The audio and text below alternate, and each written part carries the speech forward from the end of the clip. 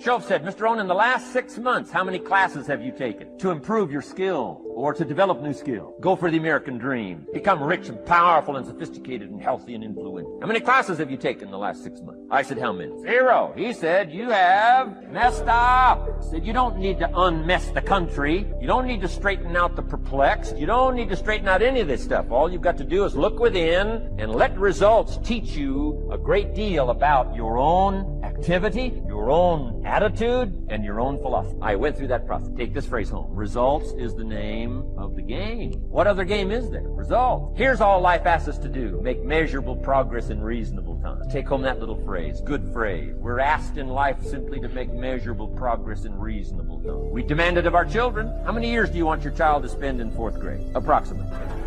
About 1. If it looks like they're not going to make it, we pour on the pressure, called legitimate pressure, lack of result. Peer pressure, family pressure, school pressure, community pressure. Every other kind of pressure we can bring to bear. What? You can't stay more than 1 year in 4th grade. As parents, you'd have to leave the community. You say, well, what if they're nice kids? Wouldn't you give them 3 or 4 years? The answer is no. You got to make better progress than that. So you got to check fairly often. Some things you got to check every day. Some things you got to check at least by the end of the week. Salesman joins this little sales company. He's supposed to make 10 calls first week. Wouldn't it be legitimate? Call him in on Friday and say, John, what? How many calls? I mean, this stuff is simple. John says, well. Say, John, well won't fit in this little box here. Well.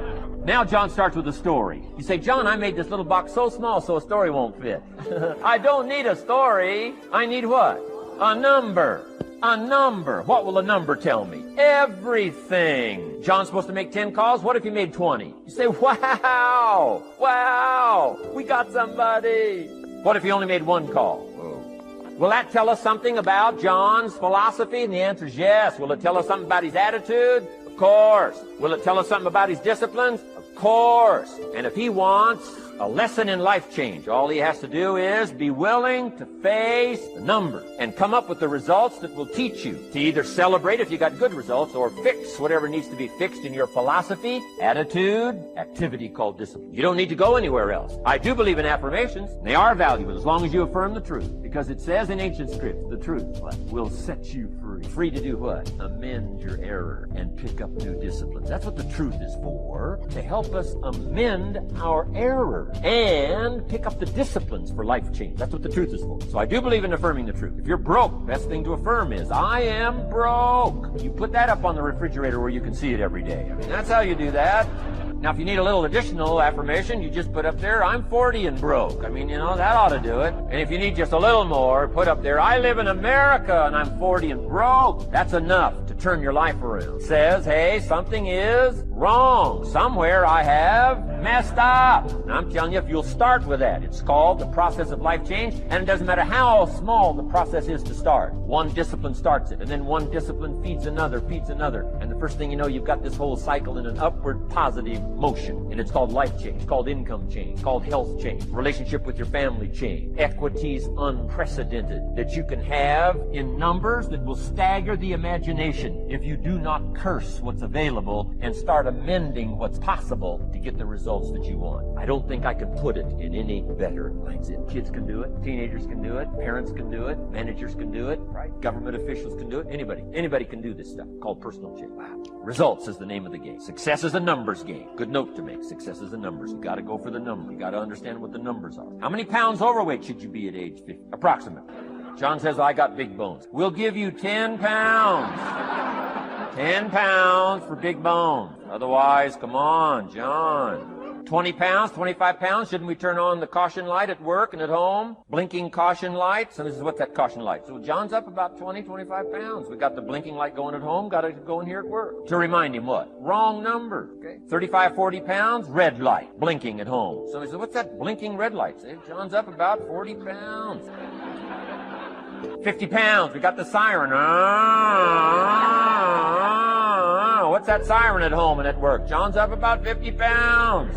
Cholesterol, almost out of control. Come on. Success is a numbers game. I'm asking you to be mature enough to start checking your own numbers. How many books have you read in the last 90 days? Transform your life. Become cultured, powerful, sophisticated, healthy, influential, all the rest of the stuff you want. How many books? How many classes? How committed are you to taking what's available and turning it into equities unprecedented, since we live in a country that there's been no such country in the last 6,500? If you'll pick up that process, ladies and gentlemen, I'm telling you, it's called life change of the best order. Now here's the last one. Number 5 is called lifestyle. Lifestyle is simply learning how to live well. The last of the 5 major. Here's the ultimate challenge of life. I've worked on this, you cannot believe how hard, since age 25. And that is, after applying better philosophy, attitude, and activity, and picking now up results. What are results for? Here's my ultimate challenge on results. To fashion, good word to jot down, fashion for yourself lifestyle, or what we call the good life. That's the ultimate challenge. To take your results, take your money, take your results, take the return, take the equities you've gathered, and now fashion for yourself a good life, like weaving a tapestry. I did the things that Mr. Washington suggested. I listened to motivational tapes on a regular basis. I would go to seminars and workshops whenever Zig Ziglar and Dr. Dennis Wagley and Jim Rohn would come to town. And I said, sir, what do you want me to do now? He said, Mr. Brown, I've given you everything that I can give you. He said, develop your mind, put your money where your mouth is, continue to learn how to be an effective communicator, because once you open your mouth, you tell the world who you are. And always surround yourself with OQP, only quality people. So I went to apply for a job on Miami Beach. WMBM radio station. Milton Butterball Smith was the program director. Hello, Mr. Butterball. How are you, sir?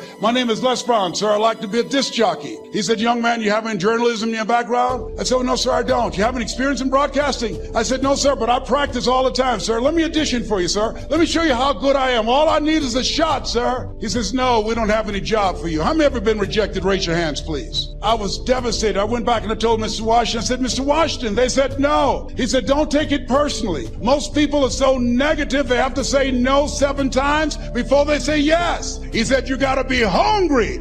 Know your vitamin. Go back again. I said, yes, sir. Hello, Mr. Butterball. How are you, sir? My name is Les Brown, sir. I like to be a disc jockey. Young man, weren't you here yesterday? Yes, sir, I was. Didn't I tell you no yesterday? Yes, sir, you did. Then why are you back today? Well, sir, I didn't know whether or not somebody was laid off or somebody was fired, sir. Nobody was laid off or fired. Now get on out of here. I came back the next day. Hello, Mr. Butterball. How are you, sir? My name is Les Brown, sir. I like to be a disc jockey. I know what your name is. Weren't you here the last 2 days? Yes, sir, I was. Didn't I tell you no the last 2 days? Yes, sir, you did. Why are you back? Oh, sir, I didn't know whether or not someone got sick or someone died, sir. No one got sick or died. No one was laid off or fired. Now don't you come back here again. I came back the next day talking loud, looking happy like I was seeing him for the first time. I said, hello, Mr. Butterball, how are you? He looked at me with rage. He says, go get me some coffee. I said, yes, sir. Who are you really as a man or a woman, or as a young man over there? Who are you really trying to make? Is it really who you are? Because I get a lot of credit. I don't hold a candle to that guy. Who are you really? In quiet moments when human beings need you, are you that person they can rely on? Are you that person who steps up? Are you that person who makes a difference for them? Because you can win in big ways, mansions, jets. I know all about that stuff. It's awesome. I want you to have them. But I'll submit to you, it's the small things you do that no one will ever probably know you did that'll be the things that'll make you the most proud of you, that'll make God the most proud of you, that will ultimately be the definition of who you are as a man or a woman. It's who you are in those moments. You can applaud for that. And so, for me, my daughter's always teasing me, Dad, you're in a midlife crisis. I'm like, you're damn right I'm in a midlife crisis. I've been in a crisis all my life to get to the next version of myself. When Max was 6 years old, we go to this car wash. And every week there'd be this old man there reading this newspaper. But he was there all the time. When I drive by the car wash, I was there like every day. And he says to me once, he goes, how old's your little boy? I said, he's 6. He says, hey, like all parents, he goes, enjoy the 6-year-old, because when they turn 7, that 6-year-old's gone forever. We can all relate to that as parents. He goes, and when he turns 8, the 7-year-old's gone forever. I said, sir, that's so true. When did that stop for you? He goes, excuse me? I said, what age did that stop, the new person shows up for you? Pulls a paper down, he goes, I don't know. I said, you ought to look into that. And I told little Max in the car, I said, that's never happening. The 30-year-old, when he turns 31, that 30-year-old's gonna be gone forever. That 35-year-old turns 36, that 35-year-old's gone for freaking ever. And there's a better version. When I'm 45 and I turn 46, that 45-year-old dude's gone. There's a new man there, a better man, a stronger man, a more influential man, a kinder man, a more peaceful man. And when I turn 50 this next month, I want this 49-year-old dude you're listening to right now, he's already on his way out. And I want to challenge you to do that, because ultimately to me, when we die, I think we go to heaven. And to me, you can live in heaven or hell the rest of your life. See, when I'm done, I want the Lord to go, hey, well done, good and faithful servant. I know for a fact they said that to my old man. Let me say, I want them to say that to me. But I think there's one other thing that happens. I'll leave you with this. I think God introduces you to the woman or man you were born to be or could have been. The one he made in his image and likeness. The one he thought you were capable of. The destiny version of you. The one that they go, hey, these are the places you could have gone, the things you could have seen, the memories you could have had, the people you could have helped, the difference you could have made, the emotions you could have felt, the moments. That's who you were capable of being. And to me, I'm chasing that dude. I'm running him down. And that's why we got to change every single year. Because when I die, I want to meet that dude and he goes, hey man, I've been watching you. Proud of you, brother. You caught me. I go, I've been chasing your ass all my life. That's the dude I'm capable of being. That's who I'm running down. I'm not running you down or you down or you down, and neither are you. You're running down the man you could be. The people you could have helped, the difference you could have made, the places you could have gone, the emotions you could have had, the memories you could have with your family. So I go up there.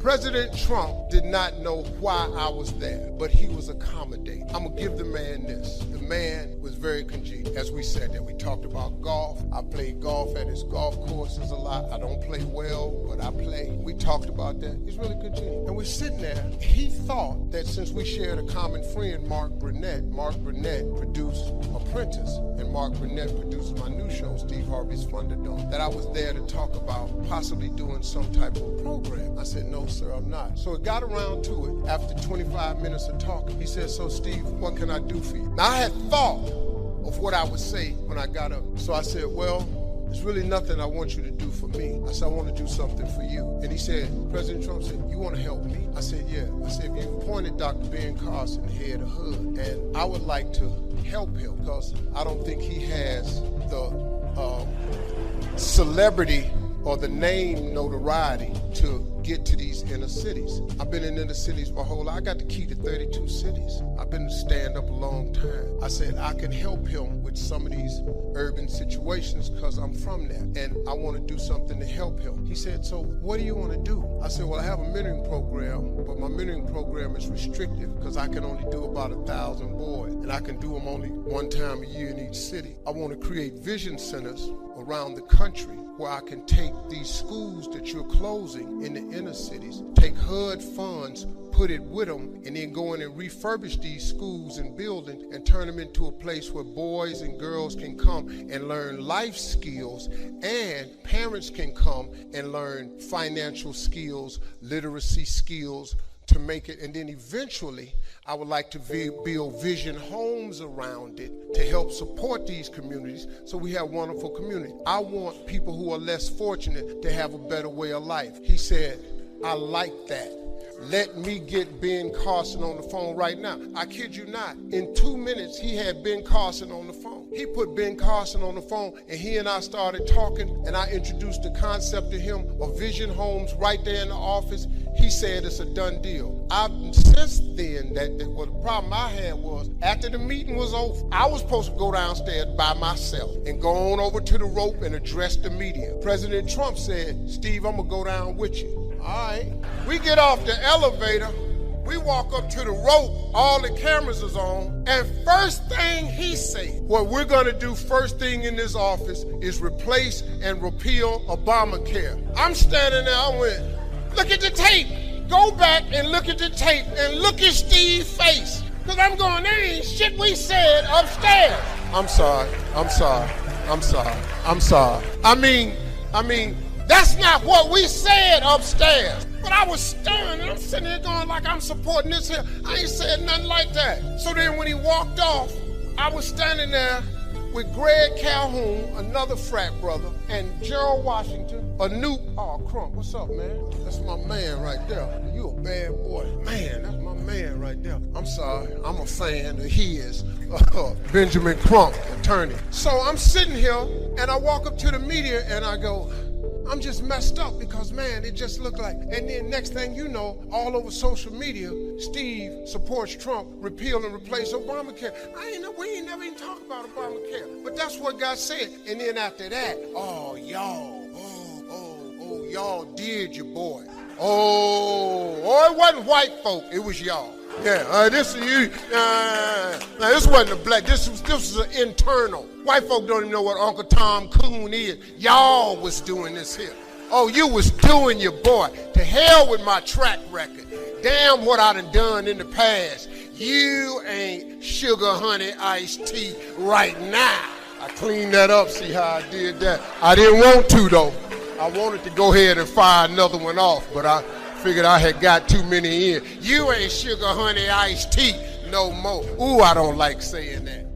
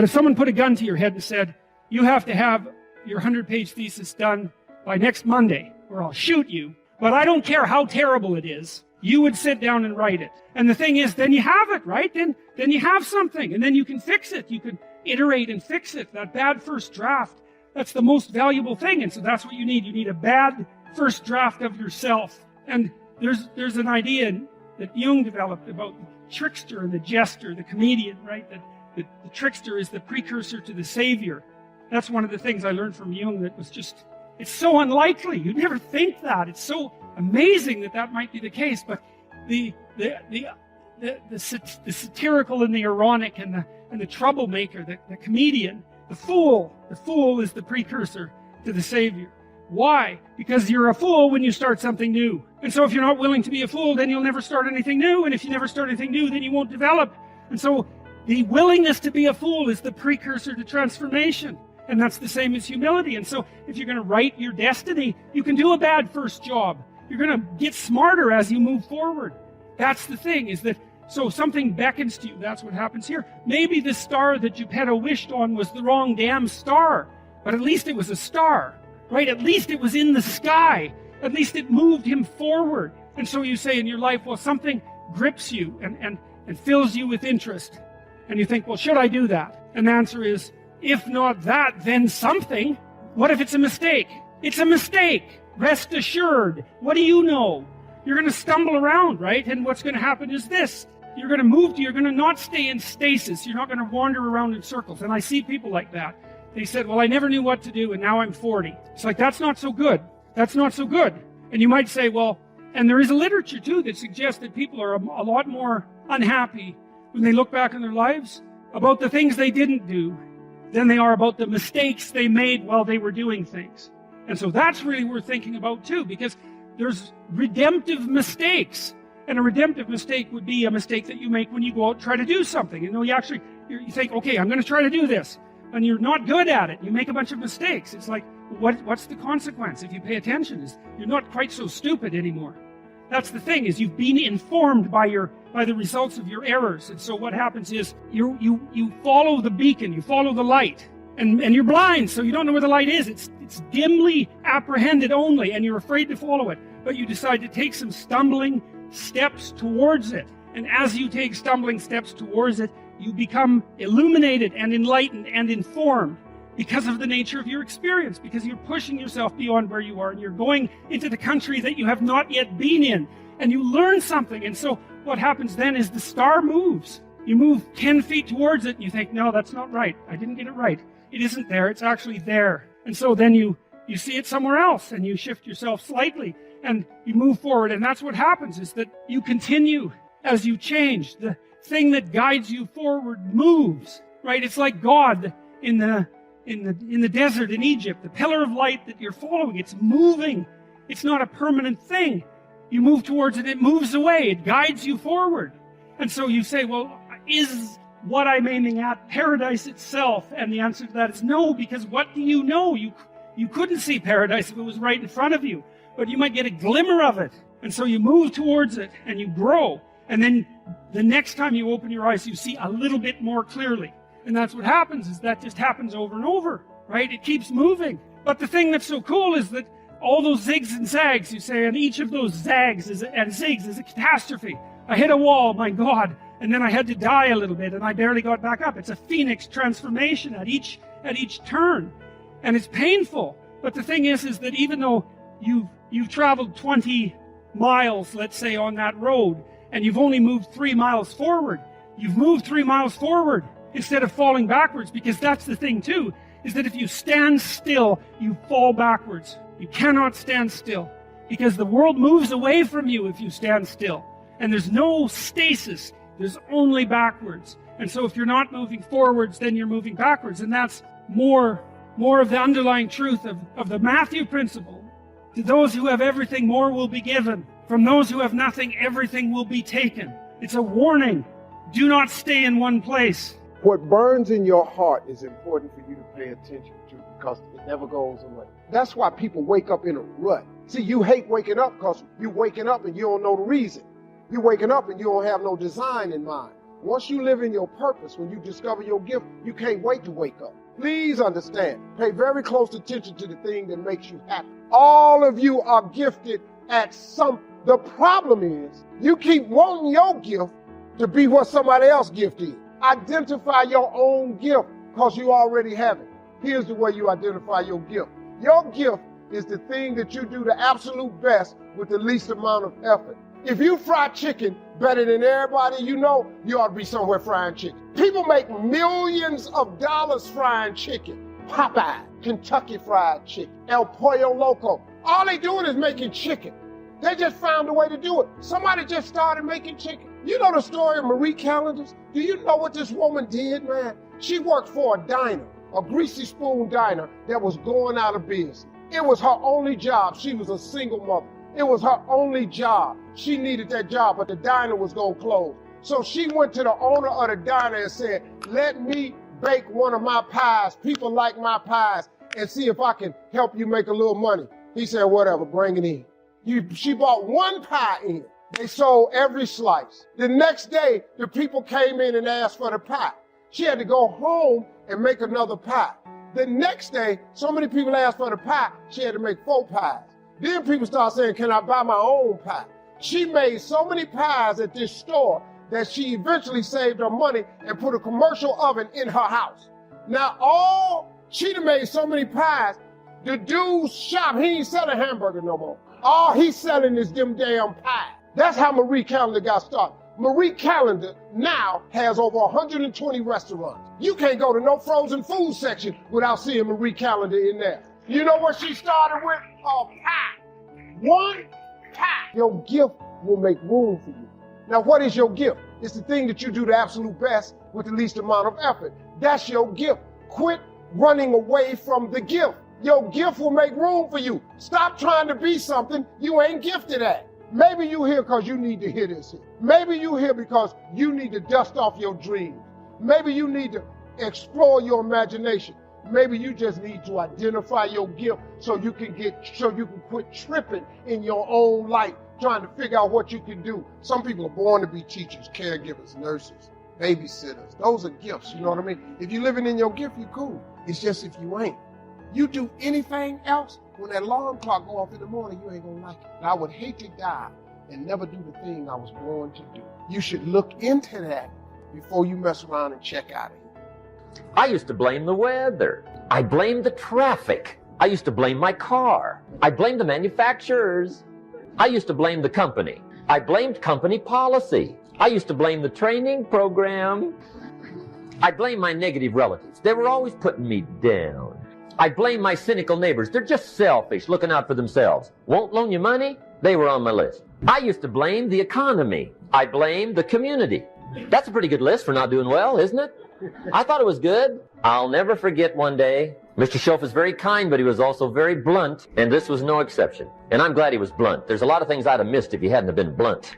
One day, with sort of a curious look on his face, he said, Jim, just out of curiosity, tell me, how come you haven't done well up until now? Excellent question. I thought, well, so I won't look too bad, I'll go through my list. And this list I just gave you, I put that on him.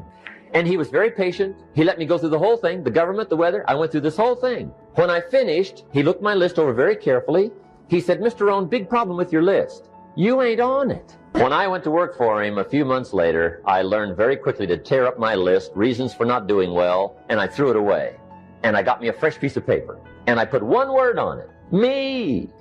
There's a Black Heritage spiritual that says, it's not my mother nor my father, nor my brother nor my sister, but it's me, oh Lord, standing in the need of prayer. See, I used to blame everything outside. And then let me give you a little philosophy that helped turn my life around. For your notes, here it is.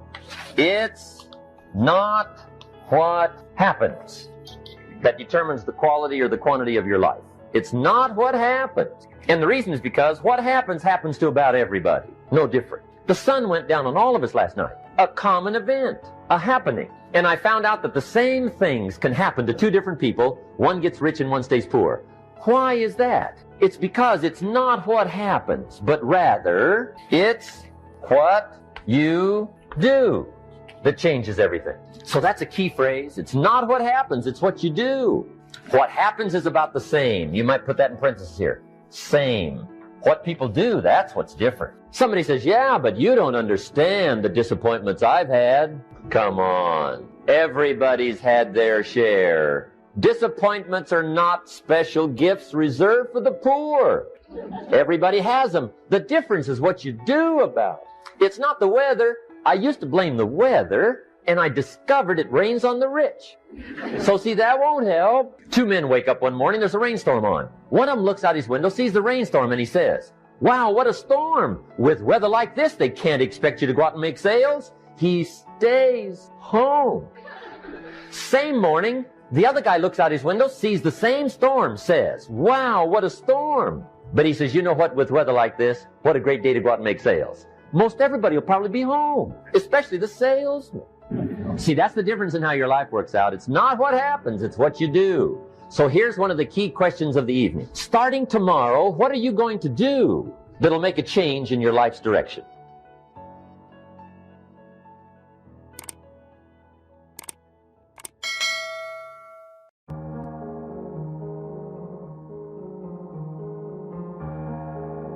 I'll give you another example. You know, in America, many of you, there's 72 countries here, but in America, a lot of people see individuals that come from Asia as being superior in science and math. And there's a different mindset in those countries about science and math. And when those people come here, they work incredibly hard, they're incredibly focused, they believe, and the belief structure is they do really well if you're Asian. Now, in our culture, in the past, many times people have been focused on the fact that if you are a man, you do well with math and science, but if you're a woman, it's just not your cup of tea, you're not quite as strong in it. And there's no basis for that whatsoever, but it's a cultural anchor that people have begun to believe in. So here's what's interesting. They took the math part of the SAT test, and they took a group of women at Harvard, and all they did to change the test is change the first question of the test. On half the test, they said, what's your gender? On the other half of the test, they said, what is your nationality, right? What's your ethnicity? Well, interesting. When they're asked what their sex was, and they're all women, they performed 11% lower. And if they were asked, what is your ethnicity? And they said Asian, they were 11% higher, a 22% difference between the two. And the only difference was the first question was asked. Because it primed you either for your higher level of skill based on your conditioning or a lower level of skill based on social conditioning. How many follow, right? There's a million studies like this. Another interesting one that's really simple is they did an ad where they show the IBM logo and the Apple logo. And they also did this with the commercial. I don't know if you remember the commercial Think Differently that Apple made years ago. So they had people watch the commercials. In both cases, afterwards, they were given a creativity test.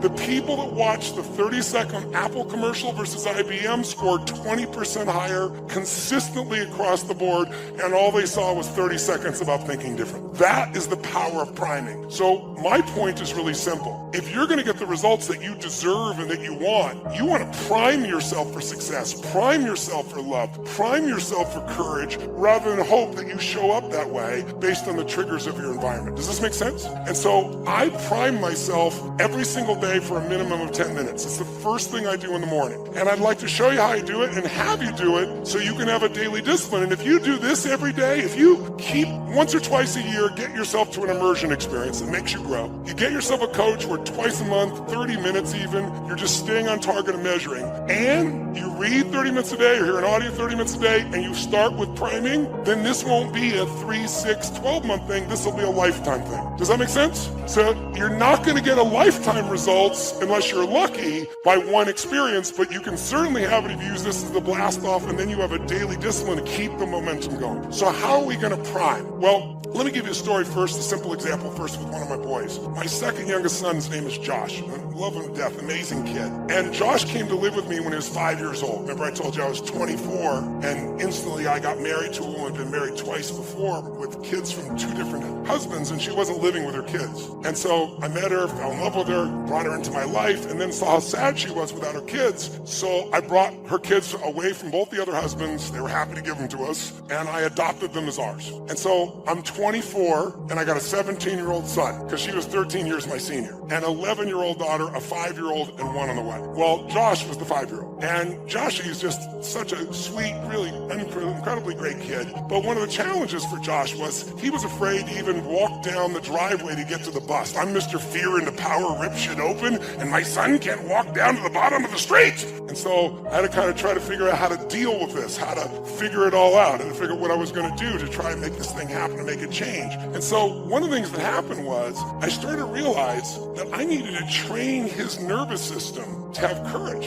Instead of hoping it showed up, I got to really train it. And I started doing these things with him, and I watched him before my eyes change and become more confident, became more strong.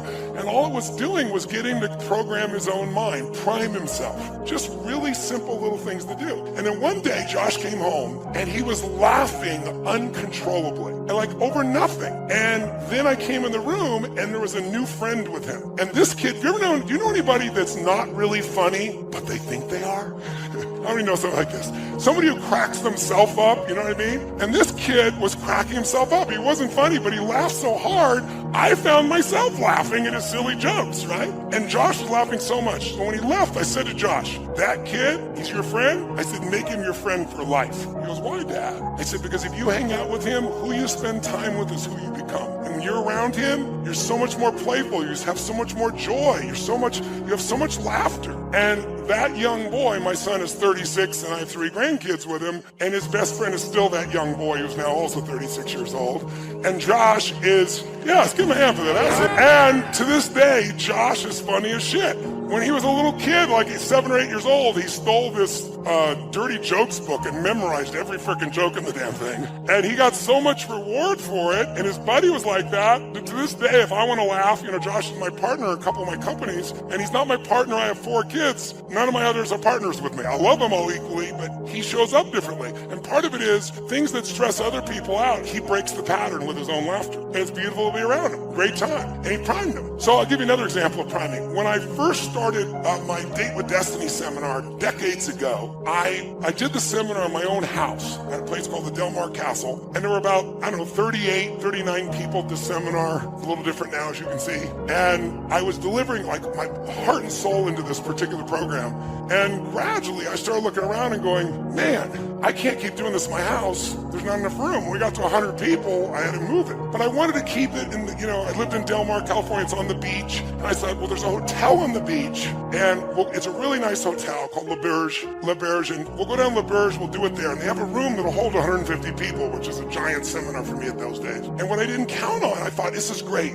People work on their beliefs and their goals and their values, and they go outside and they can sit on the beach during the breaks, breathe the fresh air. But what I didn't think about is right there in Del Mar on the beach, there's a train station. And so somehow my little brain didn't figure this out till it was too late. I'm in the middle of the seminar and someone is sharing this emotional experience. This woman was raped and she's going through it all, and I'm stepping in to help her, and all of a sudden and you hear this freaking train whistle.